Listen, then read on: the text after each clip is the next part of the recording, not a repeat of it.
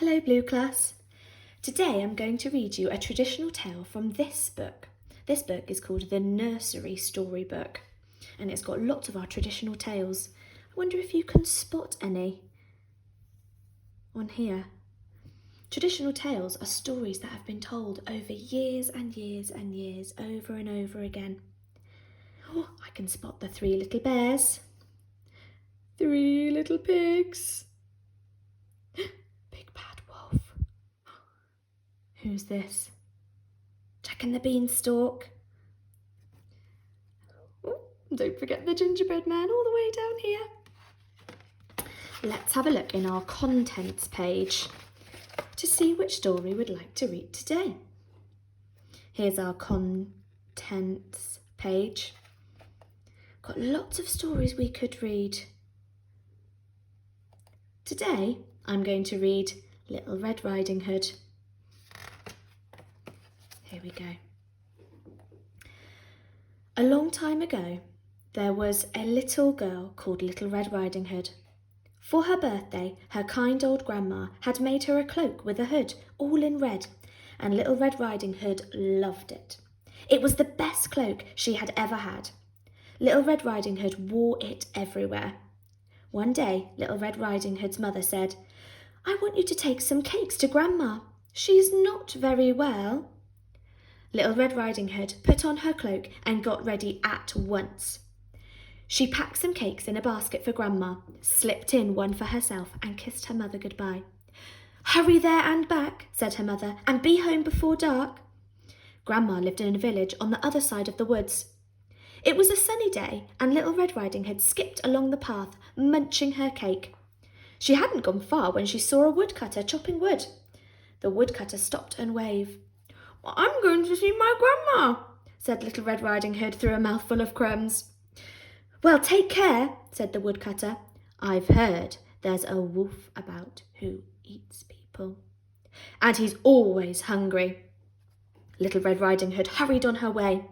The thought of meeting that wicked wolf was scary. She had just reached the middle of the wood when a wolf popped his head around a tree. He grinned a toothy grin and licked his lips. "I suppose you're the hungry wolf the woodcutter told me about," Little Red Riding Hood said nervously. The wolf could have gobbled up Little Red Riding Hood in one gulp. He hadn't eaten for days, but he could hear the woodcutter work nearby and thought better of it. So the wolf said he wasn't in the least bit interested in lunch. Wolves will lie through their teeth when it suits them. And Little Red Riding Hood believed him. "Where are you off to?" asked the wolf. "I'm going to see my grandma," replied Little Red Riding Hood. "I'm taking her some cakes." The wolf pricked up his ears. He had heard that grandmas were good to eat. Here was his chance to try one. "Where does she live?" he said. "Over there," said Little Red Riding Hood.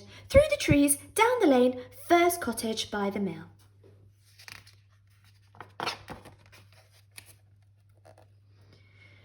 By this time, the wolf's tummy was gurgling like a drain. He thought of a cunning plan to eat Grandma and Little Red Riding Hood. You see how greedy he was. "I'll go and see her too," said the wolf. "I'll walk this way, you go that, and we'll see who gets there first." So Little Red Riding Hood set off again, and on the way she stopped to pick some flowers. Goodness me. Now, as you may have guessed, the wolf chose the shortest path to Grandma's place. He had sent Little Red Riding Hood round the long way. So the wolf was going the short way, Red Riding Hood was going the long way. The wolf strolled along the first few paces until the little girl was out of sight. Then he ran flat out through the woods and arrived at the cottage before her. The wolf knocked on the door. "Who's there?" called Grandma from the bedroom. "It's me, Little Red Riding the wolf said in a voice which he hoped sounded like Little Red Riding Hood's. "I've brought you some cakes." "Oh, lovely," said Grandma. "Just what I fancy. Open the door, wipe your feet and come in." So the wolf went in and, finding Grandma tucked up in her bed, ready to eat, he sprang and swallowed her up in one go. "Oh!" cried Grandma as she slid past his tonsils and into his stomach. "It's dark down here." The wolf patted his tummy. All that was left of Grandma was her nightcap, though it was woolly and tickled his throat. Well, that was bad enough, but as you know, the wolf planned to wait for Little Red Riding Hood and eat her too. So he wriggled into Grandma's spare nightdress, put on her nightcap and climbed into bed. "Little Red Riding Hood will think I'm her grandma," he thought, as he pulled up the blankets to his chin.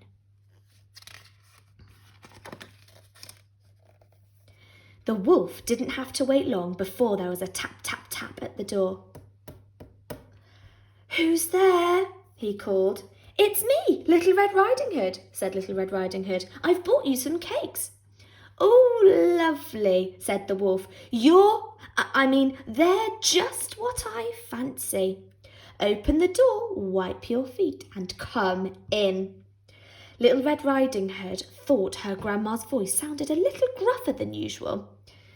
"I expect that's because she's not very well," thought Little Red Riding Hood as she stepped inside. Little Red Riding Hood went to her grandma's bedside and got quite a shock. Grandma didn't look herself at all. "Put your basket down, my dear," said the wolf, "and sit by me." He patted the bed with his paw. "Grandma, what big, hairy arms you have," said Little Red Riding Hood. "All the better to hug you with, my dear," said the wolf, giving her plump little hand a squeeze. "But Grandma, what big ears you have!" "All the better to hear you with, my dear," said the wolf, waggling both her ears at once.